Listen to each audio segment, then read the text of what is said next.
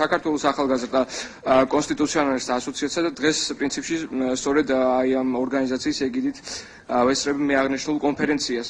რაც შეეხება უშუალოდ ასე ვთქვათ შენიშვნებს და მოსაზრებებს. პირველი შენიშვნა მაქვს საერთო სახალხო განხილვის კომისიასთან დაკავშირებით, მაშინ როცა გაიმართა 28 შეხვედრა, როგორც აქ აღინიშნა, ხომ არ იქნებოდა უფრო უკეთესი და უპრიანი, რომ უბრალოდ ელემენტარულად ჩადარებულიყო პლებისციტი ამასთან დაკავშირებით, მით უმეტეს ჩვენ ვიცით, რომ სხვადასხვა ქვეყნებში ტარდება რეფერენდუმიც კი და ასე მიიღება კონსტიტუცია, ამიტომ მე ვფიქრობ, რომ გაცილებით უკეთესი იქნებოდა პლებისციტის ჩატარება, რომ ამას უფრო მეტად ორგანიზებული ფორმა ჰქონოდა და უფრო ასე ვთქვათ თვალანთრივ დაგვენახა ქართველი ხალხის მოსაზრება. რაც შეეხება იმას, თუ როგორ იმუშავებს აღნიშნული კონსტიტუციური მოდელი, ეს რა თქმა უნდა მეტწილად საზოგადოებაზე არის დამყარებული და მის არჩევანზე, რომელიც უნდა გაკეთდეს 2012 წლის საპარლამენტო არჩევნებზე და მე ვფიქრობ, ამ მიმართულებითაც საჭიროა მუშაობის გაგრძელება, რომ საზოგადოება იყოს უფრო მეტად ინფორმირებული, უფრო მეტად ასე ვთქვათ გათვითცნობიერებული რიგ საკითხებში, რომელიც შეეხება კონსტიტუციას და კონსტიტუციონალიზმს. დიდი მადლობა.